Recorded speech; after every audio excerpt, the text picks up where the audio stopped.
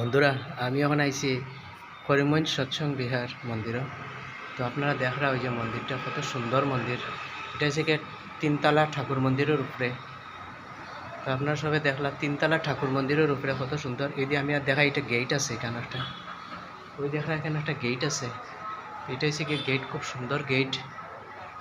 তো এই যে গেটটা দেখা কত সুন্দর, এটা হচ্ছে কি মন্দিরের গেট, মেইন গেট। আর এটা হচ্ছে কি পুরো মন্দিরের তিনতলার উপরটা দেখুন কত সুন্দর। এটা হচ্ছে কি ঠাকুর মন্দির এখন বন্ধ আছে, তো আপনার ভিতরে দেখানি যাইতো না, এটা নিষেধ আছে। এখন ঠাকুর নিদ্রায় আছে। আর এদিকে আছে আপনার বড়মার ঘর, এটা হচ্ছে বড়মার ঘর। আর এদিকে আছে আপনার বর্দার ঘরটা, এই বর্দার ঘর সবও নিদ্রায় আছে। তো ভিতরে দেখানিটা ঠিক না, উচিত না।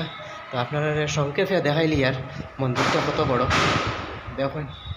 মন্দির এদিকে আছে আর এইদিকে দেখুন কত সুন্দর। এটা ঠাকুর মন্দিরের বারিন্দার সাইড, এই সাইডে বারিন্দা আছে আর ওইদিকে একটা বারিন্দা আছে। তো এদিকের বারিন্দাটা আমরা দেখাইলেই পুরাটা, ওই দেখুন বারিন্দাটা কত সুন্দর বারিন্দা। উপরের দিকে দেখুন কত সুন্দর ডিজাইন করা আছে। আর এদিকে আছে সিঁড়ি নিচের দিকে যাওয়ার। আর ওইদিকে আপনার আর একটা বারিন্দা ফেলবা ওই সাইড দিকে, তো আপনারা দেখাইলেই।